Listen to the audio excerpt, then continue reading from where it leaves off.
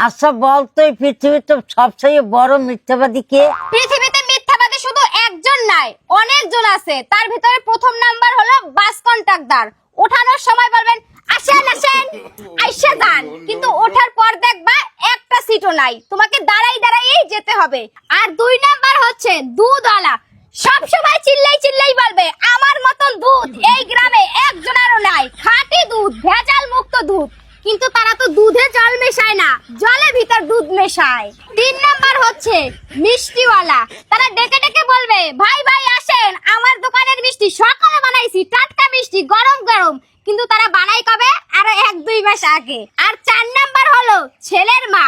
তারা হচ্ছে মেয়ে দেখতে যাওয়ার সময় মেয়ের মায়েরে বলে দিদি ওটা তো আপনার মেয়ে না, ওটা হচ্ছে আমার মেয়ে, আপনার মেয়ে দিয়ে আমরা কোনো কাজ করাবো না, রাজরানীর মতন করে রাখবো।